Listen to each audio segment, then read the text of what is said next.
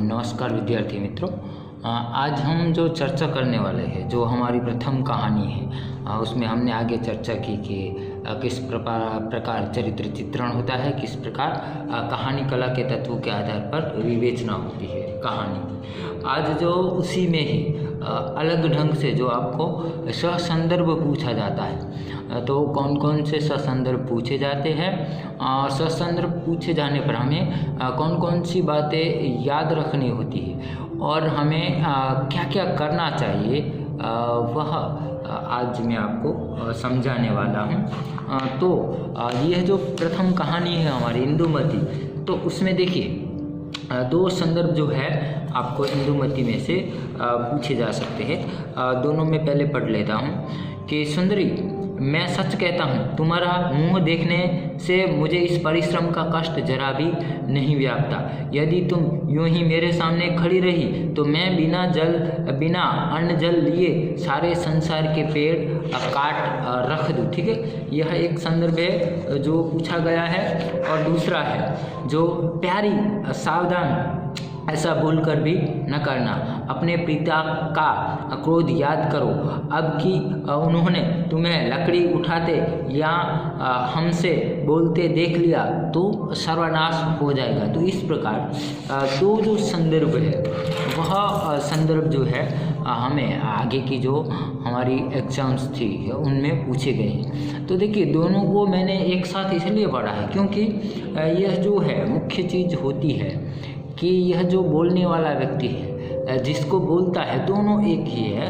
थोड़ा सा घटनाक्रम में बदलाव हुआ है, बाकी दोनों ही एक है। तो इसलिए जब भी ससंदर्भ पूछा जाता है तो आपको सर्वप्रथम आपको क्या करना है कि कोई भी संदर्भ है तो कहाँ से पूछा गया है या लिया गया है, तो पहले आपको पता होना चाहिए कि यह जो संदर्भ है वह कौन सी किताब में से है, उसके लेखक या संपादक कौन है और कौन बोलता है और किससे बोलता है। ठीक है, यह आपको ससंदर्भ आप पहला मुद्दा बनाएंगे, सह संदर्भ। ठीक है, तो यहाँ पर देखिए कि आपको सबसे पहले यह बताना है कि प्रस्तुत जो संदर्भ है वह कहाँ से लिया गया है। तो प्रस्तुत संदर्भ गद्य का गुलदस्ता कहानी संग्रह में से लिया गया है, जिसको कच्छ विश्वविद्यालय हिंदी अध्ययन समिति ने इस किताब का संपादन किया है। और इसमें देखिए तो कौन है अध्यापन समिति में, तो डॉक्टर सुशील धर्माणी, डॉक्टर रंजना अरगड़े, डॉक्टर रेणु हिंगोरानी और डॉक्टर लविंदर सिंह लबाना है। ठीक है, तो यह जो है उसके संपादक है। तो पहले किताब का नाम और उसके जो संपादक है, उसके बाद हमें दूसरी स्पष्टता करनी चाहिए कि भाई यह कौन सी कहानी का नाम क्या है। जहाँ जो भी विद्या है, कोई और है तो उसका नाम क्या, प्रस्तुत संदर्भ गद्य का गुलदस्ता कहानी संग्रह में से किशोरीलाल गोस्वामी लिखित इंदुमती कहानी में से लिया गया है।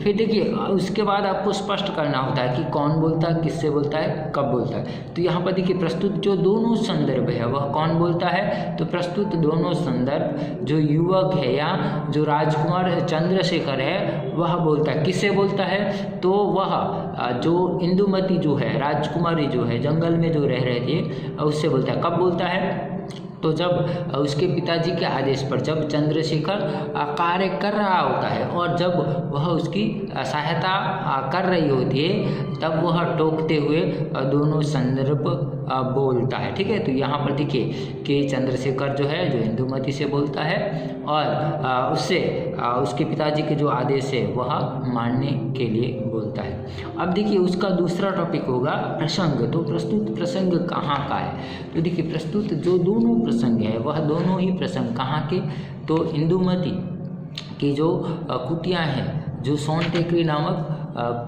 टेकरी के ऊपर जो उन्होंने कुटिया बनाकर रहते हैं, तो वहाँ पर देखिए दोनों के बीच जो वार्तालाप होता है, जब युवक जो है चंद्रशेखर जो है वह क्या करता है, तो वह उसके इंदुमती के पिताजी के आदेश पर वह लकड़ी काटने का काम करता है। तो उसको सुस्ताने के लिए, उसको आराम करने के लिए वह कहती है तो जब वह सुस्ताने या आराम करने के लिए कहती है या उससे बातचीत करती है तब उसका प्रत्युत्तर देते हुए दोनों ही संदर्भ, देखिए पहले संदर्भ में कहता है कि नहीं तुम मेरे लिए कष्ट मत उठाओ, मैं सब कुछ कर दूंगा, तो यहाँ पर उसका प्रेम व्यक्त हुआ है। दूसरे में वह कहता है कि तुम मुझसे बातचीत मत करो, तो यहाँ पर देखिए उसका जो इंदुमती के पिताजी का जो डर है वह दिखाई देता है। तो यानी यह दोनों ही जो संदर्भ है प्रस्तुत प्रसंग जो आते हैं वह इंदुमती कहानी में दिखाई देते हैं। तो इस प्रकार पहले आएगा संदर्भ, फिर आएगा प्रसंग, उसके बाद आएगी